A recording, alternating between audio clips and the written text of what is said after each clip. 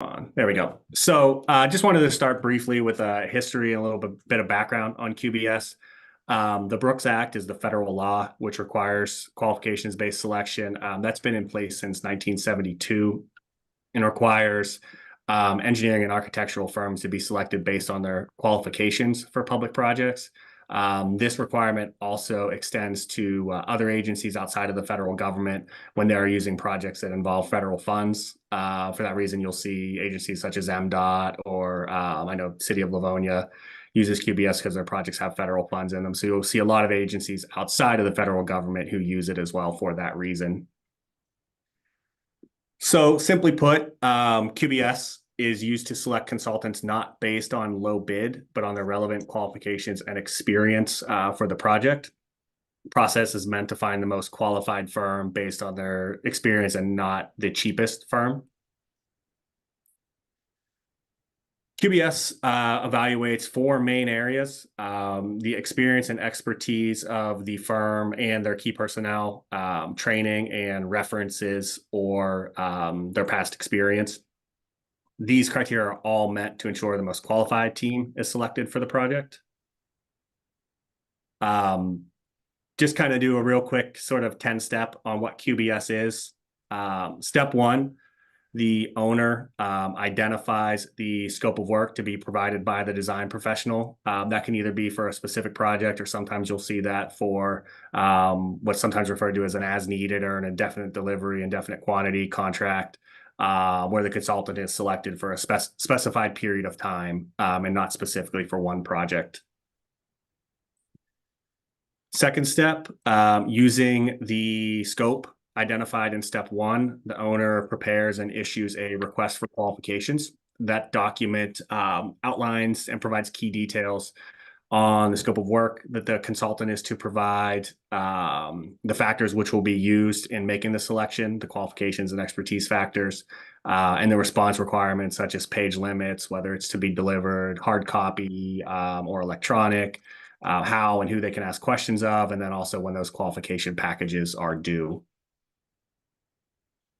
Once the consultant community has had the ability to submit their qualification packages, the owner then evaluates those using the criteria that were identified in the RFQ as the selection or evaluation criteria. So steps 4 and 5 are closely tied together. That's shortlisting and interviewing.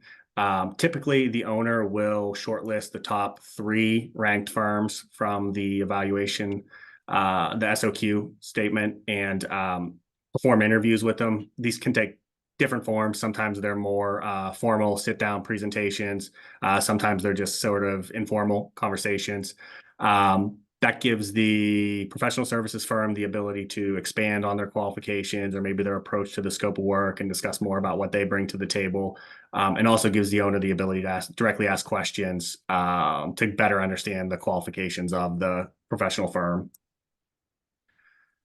Using the information they gain through the statement of qualifications and the shortlist and interview phase, the owner then ranks the firms. After ranking the firms, they select the top ranked firm, and then we'll move on to defining the scope. This is where the owner and the professional services firm sit down and jointly define the scope of services, so there's a mutual understanding of exactly what the consultant is to do. Using that jointly defined scope, the consultant will then prepare and negotiate a fair and reasonable fee with the owner. These can take multiple forms. Sometimes they're lump sum contracts, sometimes they're loaded hourly rates, or a cost plus fixed fee type contract. And lastly is to execute the contract. If for some reason, and this is a very rare scenario, where the owner and the top ranked firm are unable to negotiate a contract, the owner just has the ability to go back to the ranking of firms and move on to negotiations with the next highest ranked firm. They don't need to begin the process over again. Do just want to circle back to steps 4 and 5 for a moment. These are optional in the QBS process. While a lot of good information can be gained from this, the owner does have the ability to kind of skip these steps and go straight to a final ranking based on the qualifications submitted by the firms in step 3. This can be done at kind of at the discretion of the owner, whether it be for scope reasons or complexity of work. So that was a very quick overview of the QBS process, and we will circle back to this a little bit later on, but there are plenty of resources we can make available to give you a better understanding of this. But just kind of quickly want to move into the 2022 QBS study. This study was conducted by Paul Chanowski of the University of Colorado Boulder and Gordon Kingsley of the Georgia Institute of Technology. The study was commissioned by the ACEC Research Institute. It looks into the benefits owners are seeing using QBS, both at the federal, state, and local level. So why would an owner choose QBS? There's 4 main reasons. QBS saves money, saves time, it simplifies complex projects, and also delivers innovation. So a common misperception with QBS is that it results in higher design fees. This was proven incorrect by the 2022 study. In reality, selecting more qualified consultants does not necessarily equate to higher design fees. The ACEC report analyzed 334 projects and found no correlation between greater consultant qualifications and higher design fees. It's no secret, poor design documents can lead to increased construction costs. I believe it's over about almost 80% of contract modification costs or change orders can be attributed to design errors and omissions. The price of those errors can make up sometimes as much as 10% of a project's total cost. Services provided by design professionals are the single most important factor in determining the project's overall construction cost and also their life cycle costs. Design fees typically account for maybe roughly 2% of a project's overall cost, but they highly influence the remaining 98% of the project's cost. So having a highly qualified designer on board early in your project, that gives them the best ability to positively impact the project when the cost to make changes is lowest. As the project moves into later stages of design or even into construction, the cost of making those changes increases dramatically. Having the highly qualified professional on board early on in your project allows them to introduce cost savings ideas or innovations where they can have the most positive benefit on the project as a whole. So specifically, the study found that QBS projects showed an overall cost growth of only 3% compared to the national average of 6%, so a 50% savings. These cost savings can be significant either on large projects or when spread across entire capital programs, and allows the ability to redirect critical dollars to other projects at a time where infrastructure funding is significantly low, and there's high needs for projects all across our state that need to be done. QBS also saves time. QBS results in fewer project delays and higher overall owner satisfaction. There's a strong association between the use of QBS, the quality of construction documents developed by the design team, and the schedule performance of those projects. The 2022 study reviewed 76 projects and found that the projects where QBS was used to select the design professional, those projects performed better from a schedule perspective than projects selected with the design professional selected either via low bid, best value, or sole source methods. Better design documents produced by the engineers typically results in shorter project schedules. QBS was found to have the best schedule performance when compared to those other methods such as low bid, best value, or single source, mainly due to an increase in the quality of the construction documents. When looking at milestones, QBS-based projects saw a 50% increase in the number of projects that met all construction milestones. QBS also helps to simplify complex projects. It allows the owner to select the best qualified firm or team of firms versus selecting the low bidder who may not be the most technically qualified to execute that complex project. This helps with projects that have key features outside of technical things, such as community involvement or other social components that are often involved in some of the more complex and challenging projects.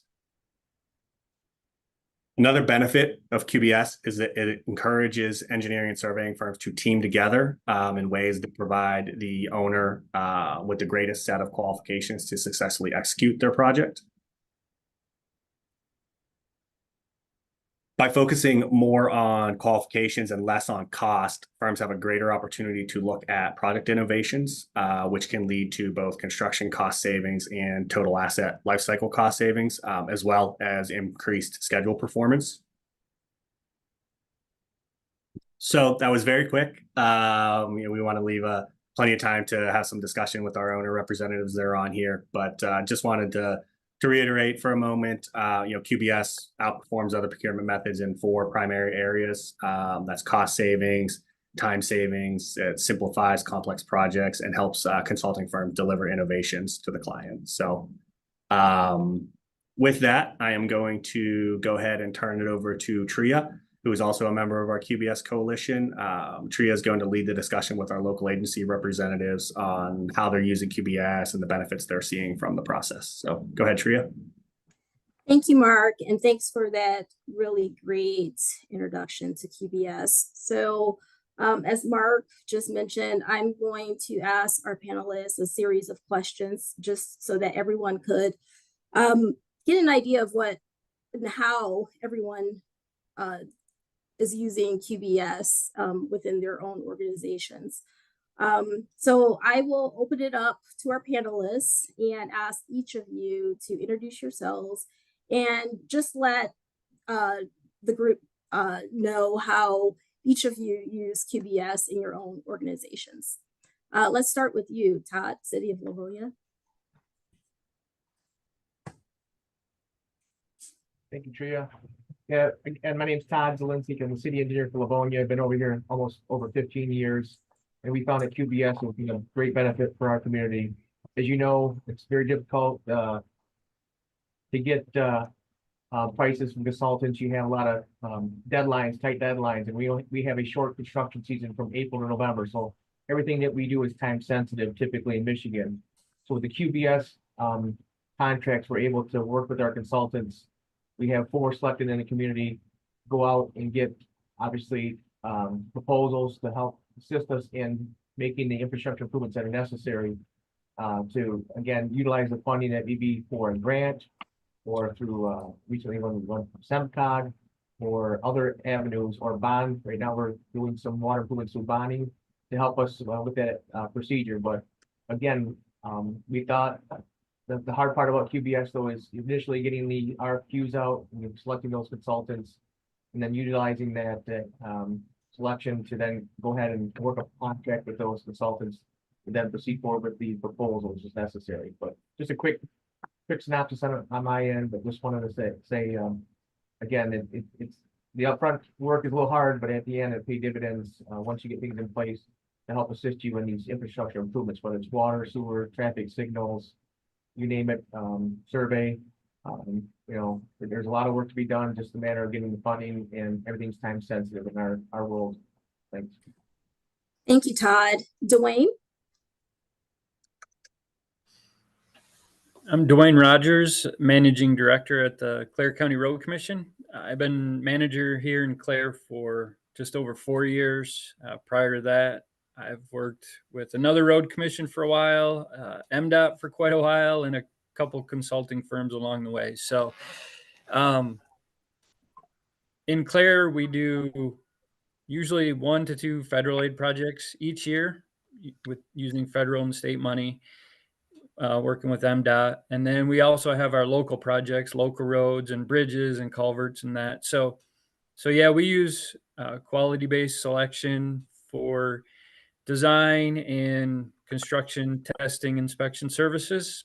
And I guess the benefit, I won't get into it yet, but there's a lot of differences between roads and bridges and then local jobs and federally funded jobs. So kind of using more than one consultant with different strengths or qualifications is extremely beneficial for me being as efficient as possible and getting a year's worth of work done. So that's what I got so far. Thank you, Dwayne. Philip?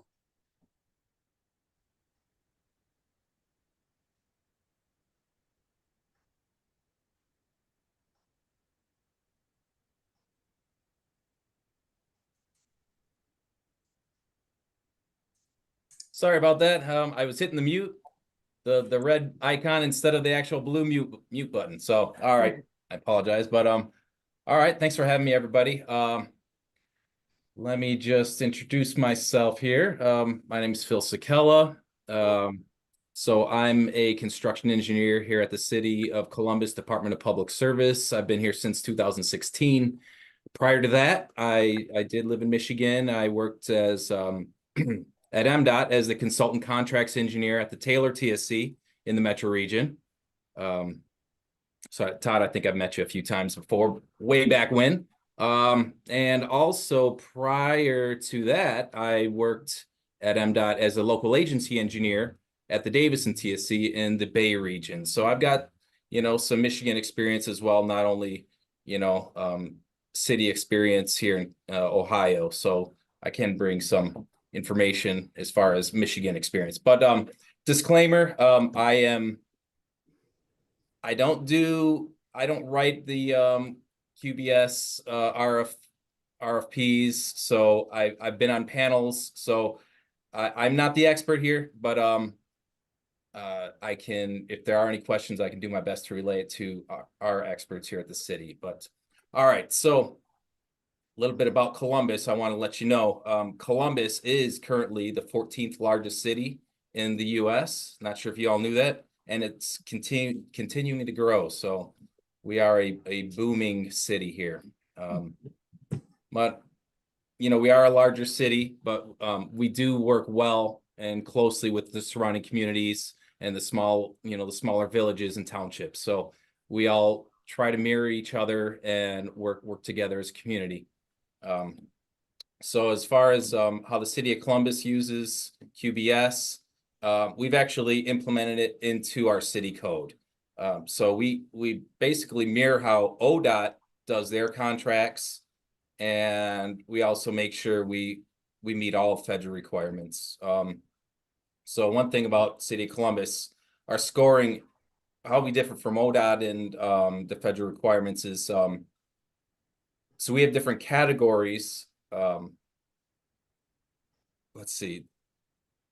Categories are the evaluation. They're all still the same, but they're weighed differently for different contracts. For example, on a general engineering contract, so we value the team and the relevant past experience over understanding, if that makes sense. So we may have a higher rating for relevant past experience over understanding.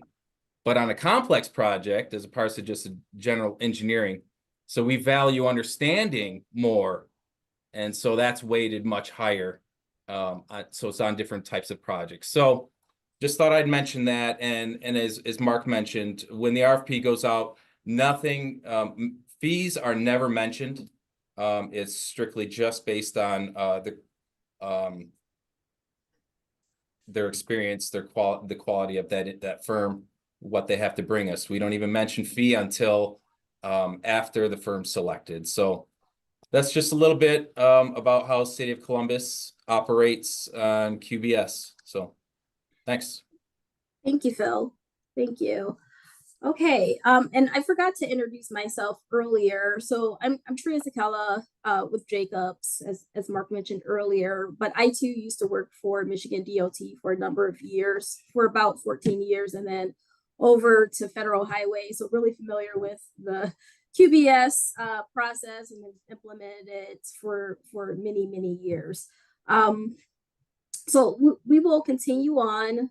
Thank you all for your introductions and a little brief synopsis of how all of your agencies utilize QBS in your procurement procedures. We'll move on to another question for each of you. Maybe explain to those on the call, what are some of the benefits you've seen or experience using quality-based selections? I know each of you have gone into some examples, but overall, what are the benefits for your agencies for making sure that you're picking the best qualified firm to service your needs? Phil, since you're there, we'll start with you, and then I'll move over to Dwayne afterwards.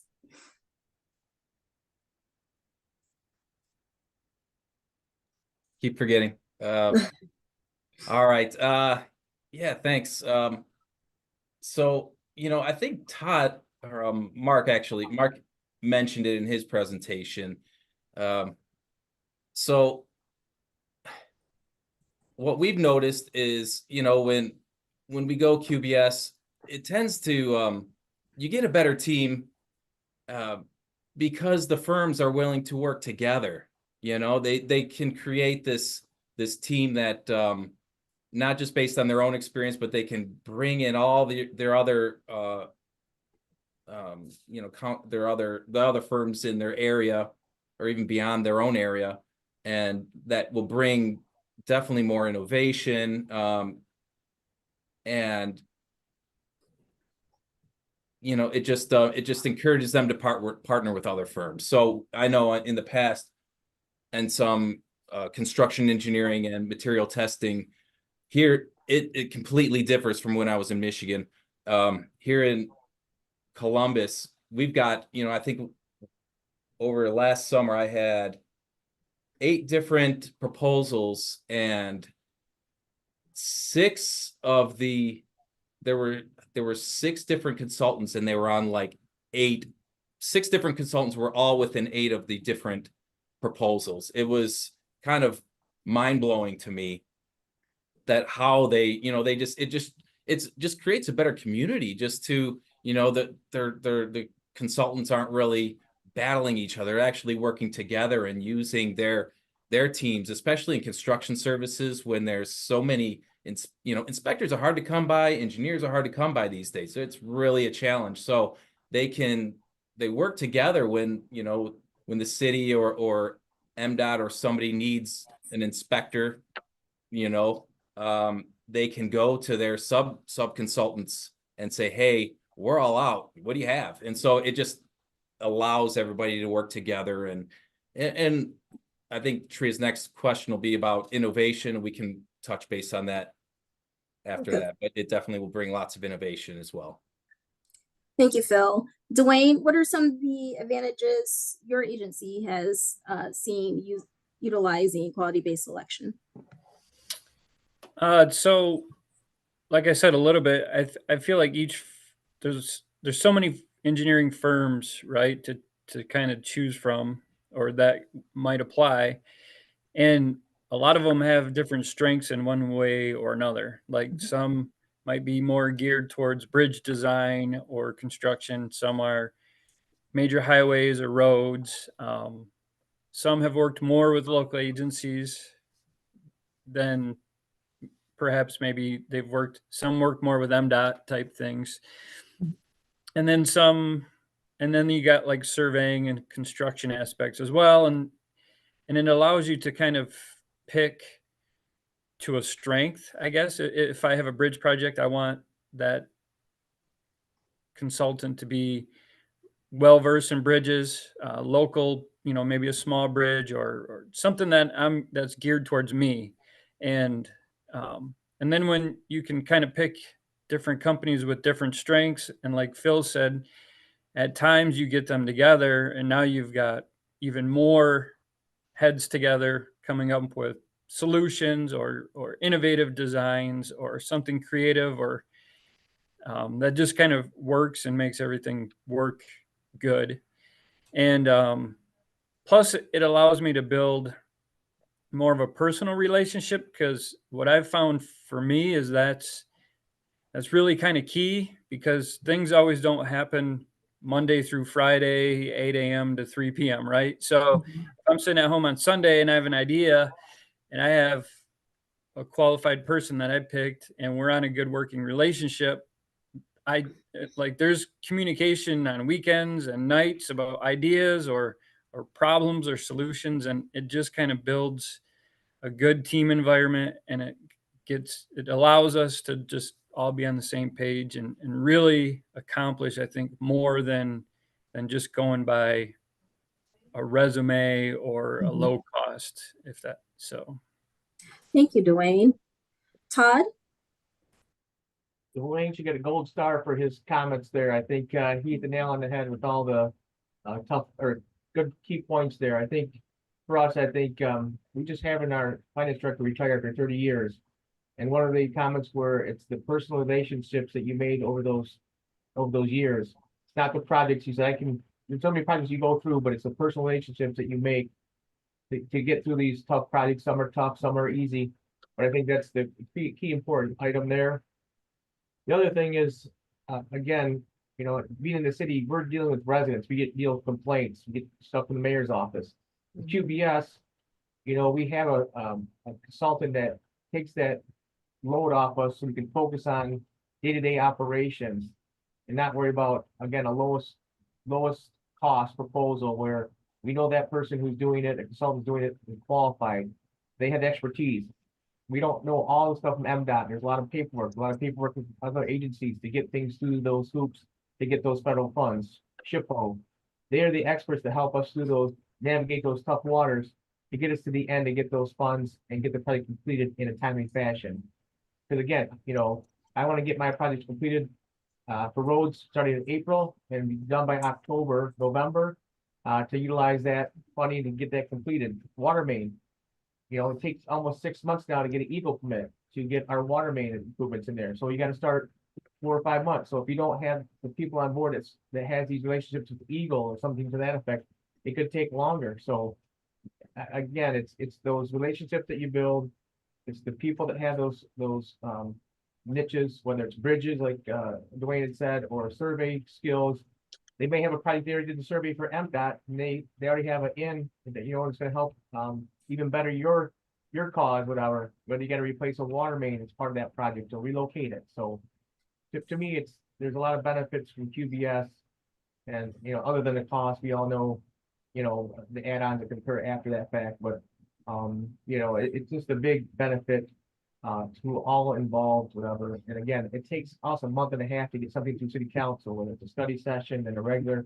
So I lost a month and a half just trying to get that approval through city council, let alone trying to get the proposal. So again, I'm going back to time sensitiveness. To get grants, our fiscal year ends November 30th, so everyone has a different time frame. Some are July 1st, states, you know, October 1st. So again, everyone has very time sensitive deadlines they need to meet, and with the QBS program and the consultants, they help make our life easier at the end of the day to accomplish as much as we can before the prices go up, because the cost, nothing goes down. It always goes up every year for a road, a bridge, you know, materials, you name it, whatever, right? So we're all looking to save money, get the end user their infrastructure improvements now so they can enjoy it and then move on to the next problem.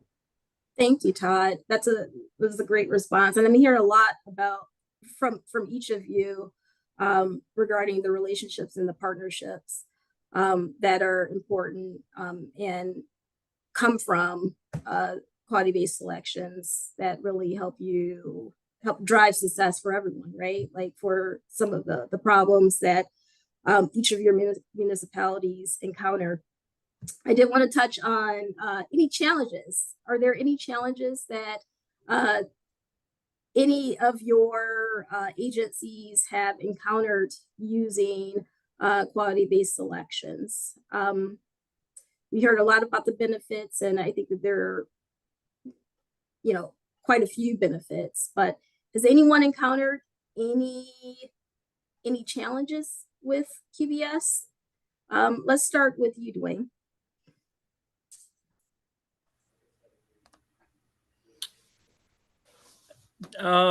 So I guess I could say a challenge is sometimes there could develop a complacency, I guess.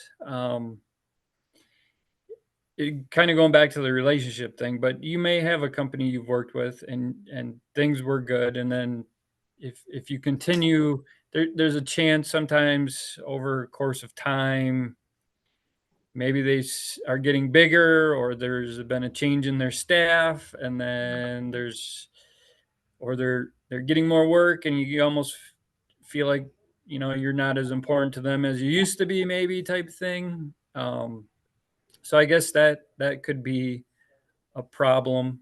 And then sometimes getting to know them as far as qualifications, like Mark mentioned earlier, I like to have them come to our office and sit down, but sometimes feels too formal, and I like things informal. And I have actually done it, set up an interview, but I actually go to their office so I can see their facility and what kind of things, how they operate, almost, equipment, and how it is. And staff you may not usually get to meet, but they're working for you in some respect. So yeah, those are a couple I can think of. Thank you, Dwayne. Phil, any challenges with using QBS with the city of Columbus? Yeah, so there really aren't too many challenges. So one of our biggest challenges is trying to find time to review all the proposals in a timely manner. So here at the city, we attempt to review and to meet within 1 week after the submissions are received. Sometimes we get a few submittals. Other times we get 4 to 6, and we've actually gotten at least up to 13 recently. So that's a lot of proposals to review. And when we try to do this within a week, that can be a challenge. So what we've done here to kind of overcome that challenge, we've reduced our submittal requirements from originally we had a maximum of 20 pages. We've knocked that down to 12 pages, 15 for significant or complex projects. So these are ways we have tried to overcome the challenges. And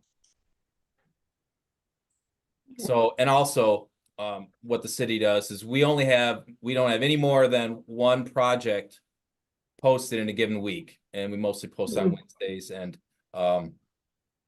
the consultant is given 4 weeks to prepare a proposal if they are interested. So that's another way we try to overcome challenges. Okay, sounds like you try to spread it out a little bit. Exactly, to yes. allow some time. Okay, great, thank you. Todd, any challenges over at the city of Livonia with QBS?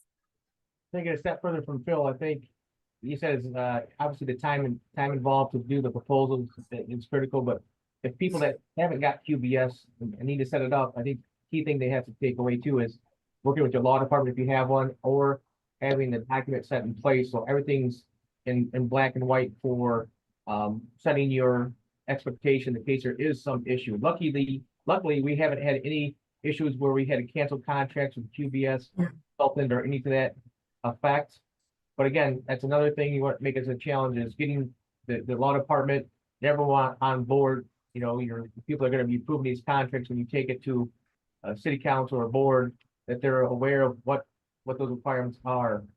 So I think that's a critical item to take a look at.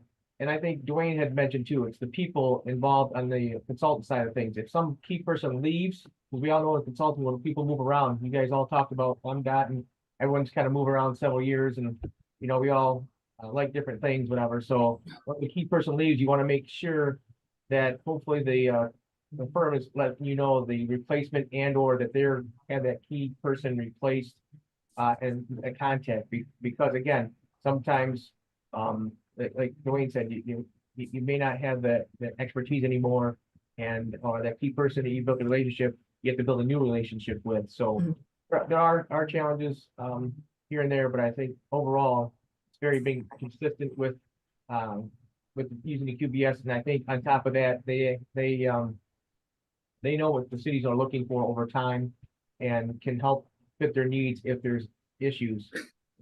Sometimes challenges too. You may have a specific issue that you didn't think of. Whether it's a infrastructure issue. I know in the UP, they had a big rain event, right? You got to be able to get things fixed quickly, you know, whether it's the federal government or things of that nature. You want to make sure you have all hands on deck. We all know what happened recently over in Baltimore with the bridge being hit, right? There's a lot of challenges out there, the unexpected challenges that may come to your community that you're not aware of, tornado or a significant event that you can't solve, and you got to get people on board to help us out. So with that, like I said, it's nice and comforting that you have people, but things change in the world, nothing's consistent, and things evolve, and you have to evolve with the changes that occur. Thank you, Todd. And thank you, each of you, for your responses. So there are other municipalities out there that, you know, have focused a lot on price as the biggest factor for making decisions, right? And so, you know, this discussion is about the benefits of making quality-based selection so that you have the most qualified team to help you address whatever problem you're trying to solve. So with that, what advice do you have to other agencies out there that are looking to, you know, progressively increase their use of quality-based selections?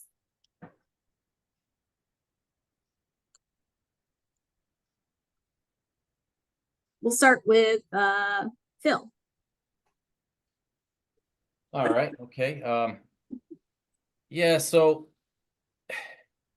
the advice. So basically, for any community or village or county, just learn what's required from a federal standpoint regarding QBS.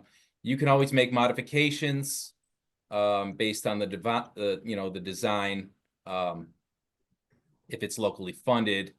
But please know from our experience, consultants tend to prefer consistency.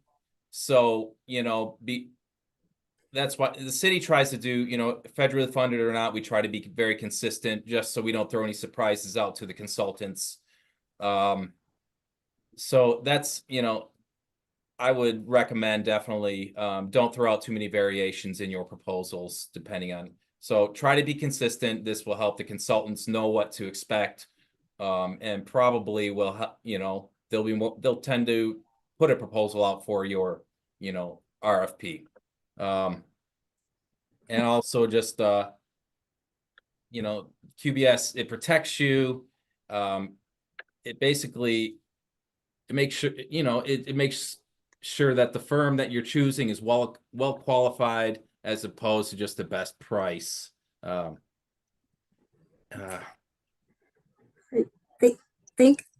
you, Phil. I'll leave it there. That was a great answer. So we're at 12:45. Are there any last comments from Todd or Dwayne on that last question? I know we have about 15 minutes left, and I know that we have a Q&A part, but I want to give you at least a minute or two to respond to that last question if you have anything to add to what Phil said. Yeah, I'll just kind of add, go into it knowing what you want, right? What project type or what services you expect or you envision needing. So know what you're going into or looking for. And then if you can, take your time putting together, your RFP, take your time setting up interviews or really kind of thoroughly figuring out each, applicant and what they have to offer. And then, if time allows, don't be afraid to ask around, ask another road commission or another city, almost as a reference in a way, and see, what good experiences they've had with the same company before you make a final decision. But yeah, know what you want and take your time if you can. I know it's not always easy, but that's what I got. Thank you, Dwayne. Mark, I think it's back over to you or Lori. Lori, it's back it's over to you now, right? Sure. We'd love to offer the opportunity for all of our participants to ask questions. So I believe I've given you all talking permission. I have so much power. So feel free to unmute yourself and ask a question. Alternatively, if you're in a place where it's not comfortable to talk or you don't have the technology, you can put it in the Q&A. And I'm looking at it right now to see. Hello. Okay. Hello, Darius. Hi. Thank you for putting some questions in, but please feel free to go ahead and ask your question. Absolutely. First of all, I want to thank everyone for having this platform. It's always an honor and a privilege to learn and be connected with wonderful people. Seem like you all are very diligent in making sure that you seek out the best qualified people for your teams.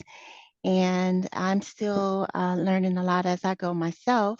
I have not reached the place, which I would love to be at the place where I am initializing a QBS RFP, but guess I just wanted to know, when you do that, is that just on your own city platform? Is that through like the mainstream, like BitNet or something like that? Is that where these are going? And it's just like a central RFP or RFQ or RFI, or is it just, I know it's like all this convoluted questions, sorry about that. But is it just basically, if you look at the question, the simplified question I put in the chat, it'd probably be easy. Because as you guys were talking, great stuff, great ideas. Just, I may gather questions in my mind later. And I guess I really want to know if I can reserve the right to reach out. Will you be posting your contact, or should we go through ACEC, or how do you recommend we approach asking additional questions? I could I take that. think, go ahead, Mark. 15 questions there, go for it. Well, we'll definitely we'll be providing sort of a follow-up email this afternoon at some point. Maybe not this afternoon, but this week for sure. With some contact information, links to the QBS Michigan website, a link to download the study, and obviously you can reach out to Ron, myself, Bob, Tria, anybody on the coalition at any time. We'd be happy to answer your question. Thank you, Mark. Yeah, you're welcome. All right, so I'm observing that we have a number of consultants participating, and we have also have a few owners, a few local agency representatives. We have a fairly small group. We can be very candid with each other. So if there are questions that you have, if you're a consultant that you would love to get a local agency's perspective on, or vice versa, feel free to ask those questions. Lori, it looks like we have one in the Q&A that we maybe missed. There was a question from Chris. Do you score qualification location as part of selection? Meaning, do you value or prioritize local staff over out-of-state staff? So I guess we could turn that over to any of the owner representatives here. How important is location when you're making your selection? Todd? I think sometimes you may have a firm that has an office in another state that has expertise, whatever, so you gotta, obviously in your backyard or close to proximity of the job site is going to benefit you in the long run, but they may have expertise outside of this area that they can rely on that's going to benefit your project in the long run. So again, I'm sure it's going to be weighted, but overall, you never know what kind of project you're going to face, whether it's a bridge project or something that's very complex, whatever. So it's nice to have, some information from other firms from outside the state. They may have dealt with something differently, or there's more stringent requirements, whatever, that can help your project out in the long run. But I think it's nice to have a project, firms that are close by, but also be able to rely on expertise at other firms in other states. From there. Yeah, City of Columbus is similar to what Todd just mentioned. We're depends on the complexity of the RFP. Just and the location is just a small amount of points, and it's never the major make or break, but it is considered. And it depends on the complexity. If it is like, if it's extremely complex, then it doesn't matter where they're located, as you know, as long as they have a good understanding of what we're looking for. But so it depends on the contract. I guess that's all what it comes down to.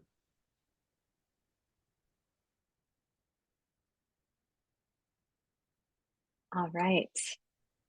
Do you ever customize, like if you get someone who does a particular skill set, customize like a opportunity for them, or is that something, like you say, they don't just fit into the status quo of what you're looking for a particular project?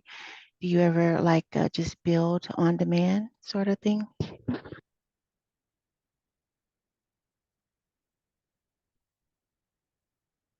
I wonder if I could try to Yeah, clean it up for me, repeat Lori, your 'cause- question. Well, just to be sure I understand what you're asking.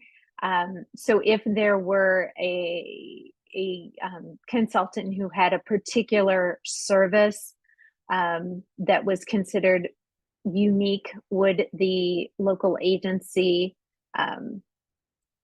just do a project with them without putting it out for proposal? Is that what you're asking? Maybe without it being, but I'm just trying to figure out how the bridge for the QBS, bridging that gap between solicitation and actual qualification. So would they, if they had, like you said, met a company, or company came in and said, hey, we do this skill set, would they customize something based on what that skill set is? Or would they say, well, we don't do that, and then just keep doing what they do? I've experienced that many times. I'm just curious. Ron, it looks like you might have some thoughts on that. Nope, I was actually going to ask a different question. Okay. So keep going with this one. Well, I will just give, so I've worked in the consulting world for a number of years for an engineering and architecture firm before moving to a different type of consulting. And from my previous experience, I would say that I've kind of lost the thread of what I was going to mention. But if there is a unique offering, like a new technology, I think there are some owners who are interested in trying that out. They also do have to balance, risk, trying a new technology that may or may not work, etc. It probably varies across every single agency. They might address it differently. Todd, you had some thoughts? Yeah, first of all, I'd say sometimes in the QBS, the consultants subcontract out certain elements, geotechnical, or like you talked about innovation. So pick the consultant that you believe is the best for that project, but they may have to sub out that special necessity or that special skill set to get that done. We have a lot of requirements for SHPO, NEPO and geotechnical and all that stuff. So my thing is pick the consultant, after you got QBS solidified and who the consultant you want to pick, but they may have to sub-consult to that special need, or again, go back out, take a little extra work to get the QBS to where you can, identify potentially those type of consultants that do that type of work to get a proposal, because obviously every case is different, but most of the stuff, like you said, we talked about survey, road work, water main, sewer, stuff like that. But if there's something special, I think, maybe a special niche that you may have to go after and do individually and take a little time, like Phil had said, and get a proposal and, evaluate that proposal in a week. That'd be your best bet. Ron, oh, go, Treya. I'm just going to add like 20 seconds to what Todd said. So I think going into the partnering that was mentioned earlier. So Darice, to answer what I think is your question, it's not that whoever is putting the RFP will customize something for the firm. It's on the firm to maybe help the client or the city or the state understand that you have a service that would benefit their needs. So, and I think sometimes when there's partnering between different firms, that message can get crafted in response in the RFP response, because sometimes the client, the city, the state, whoever may not understand that they have a need for that particular service, but you can always respond and try to help them understand the gap that you may provide a service filling in that gap that they may not have otherwise understood. So Listed as an innovation. Yes. Yes. Yes. Exactly. Yeah. And Ron, you were next. Go ahead. You had a question? Yeah, I'll try to be brief. So, we've got studies, we've got history, 50 years of history with the federal government where, most states, a lot of states have mandated or required QBS. I just got a question for some of the local representatives here. Why are local agencies in Michigan so reluctant to use a QBS process? It seems like every time, we try to, encourage them to use this more or introduce any type of legislation or anything that would require it, we get a lot of pushback from the local agencies. Do you guys have any insight into what is holding them back? Because it sounds like it's working for all of you. We've got studies that show it saves money, it saves time. I guess we're trying to understand what was the reluctance. Do you guys have any insight into that? Ken, I see you unmuted yourself. I wanted to particularly invite you to, as someone who is a local agency representative, but not a panelist. So thank you. So we've used QBS for, I want to say, going on 20 years. We interview a pool of firms every, I'd say 5 to 7 years. One area where I was very reluctant, and I'm probably still not going to use QBS, is some of the plan review responsibilities our office has. When you've got an established relationship with a consulting engineer that's giving you good service, and my guy is retiring in another year or two, and I have a successor lined up, you really, I mean, for one thing, at the local level, most of us, particularly township, city, or village government, look at a lot of federal guidelines with a degree of disdain, I'll say, just because there's added layers of bureaucracy, and there's things that if we did that directly to our customers, and maybe Todd or the fellow from Clare County can speak to this, we might be working elsewhere. So, I think QBS is a good process, and we'll continue to use it. But, the most important thing when you're hiring somebody you're going to spend, tens or hundreds of thousands of dollars on is you got to trust that they're going to give you a product that you don't have to hide behind when your constituents throw ripe fruit at you.